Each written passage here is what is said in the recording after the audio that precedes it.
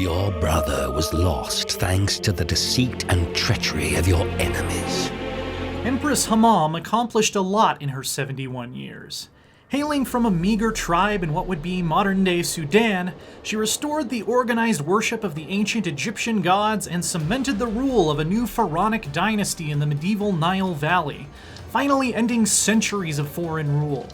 Her passion in life, however, was her 12 children, some of whom would go on to rule in their own right.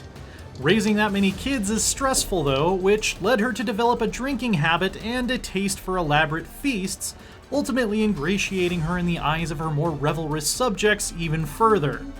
This is just one of the countless human stories that emerged organically over more than 100 hours I've already spent in Crusader Kings 3. And its marriage of the personal and the political, the grand and the intimate, is nothing short of glorious.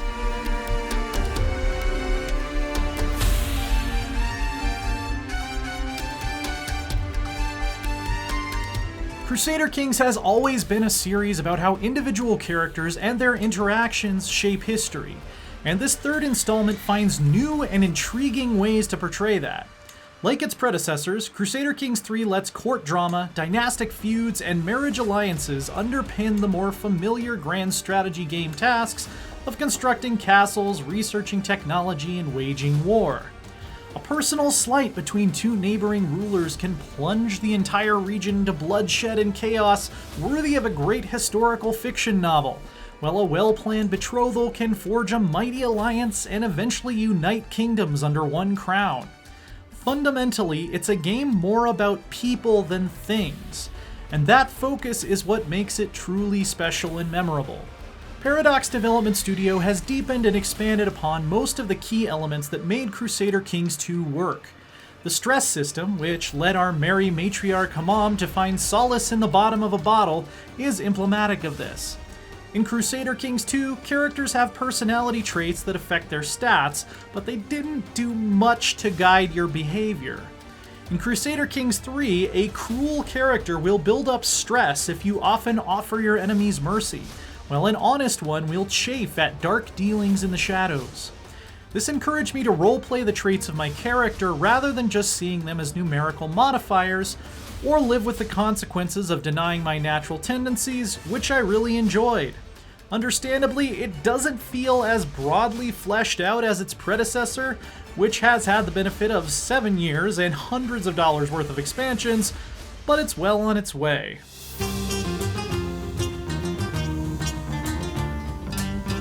Stress never felt like it railroaded me into a specific kind of behavior, though. Accumulating too much leads to a mental break, which offers the choice of a couple different coping mechanisms you can adopt to deal with the strain of ruling a medieval realm.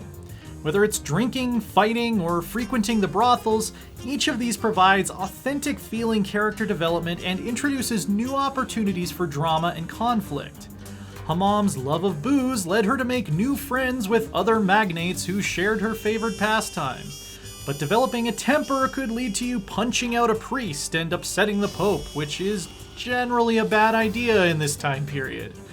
Of course, due to the in-depth, free-form new religion system, you can always bid farewell to religious doctrine that no longer suits you. You can create a new heresy of Catholicism that, for instance, exalts cannibalism, believes in reincarnation, and allows only women to become priests. Everything is customizable, from the role of the clergy to views on witchcraft and homosexuality.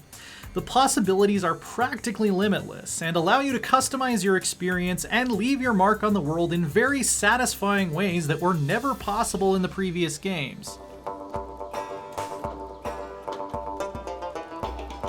Medieval dynastic politics would be nothing without a little cloak and dagger, and this is another area where Crusader Kings 3 has gone all out. A new system of secrets and hooks allows you to gain leverage over other characters by, for instance, discovering and threatening to expose an extramarital affair. It feels rewarding and viable to work solely in the shadows, building your base of power through trading favors, manipulating the careless, and assassinating those who are too inconvenient to your schemes. Most of the same results were achievable in Crusader Kings 2, but the way you get there is so much richer and more hands-on now.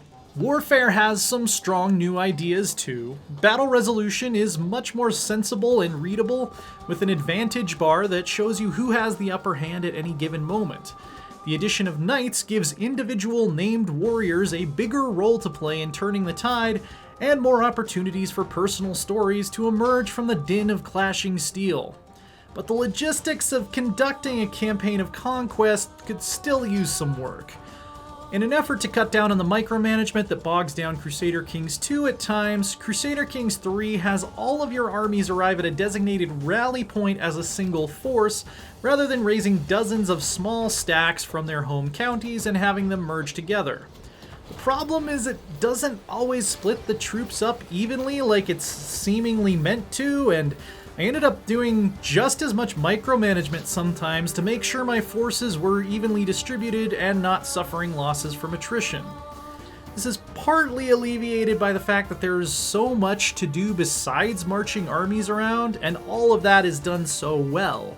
But it's the one major thing I'd really want to see improved, and luckily Paradox has a rock-solid history of polishing its games for years after launch.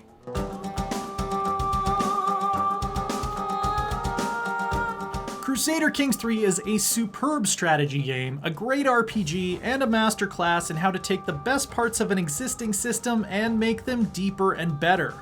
I have thousands of hours in the previous game, and I expect to spend at least that many in this third installment. All of the engrossingly flawed characters and stories of love, war, triumph, and loss that have already dynamically emerged from my playthroughs feel like just the beginning of something legendary. In fact, if I had to pick only one game to play for the rest of my life, the decision wouldn't be that difficult. A new king of historical strategy has been crowned. Long live the king! I have so much more to say about this game than I could fit into this video, so if you're intrigued, I urge you to check out my written review on IGN.com for much more detail. Keep your enemies close. The first step in avoiding the trap is knowing it is there.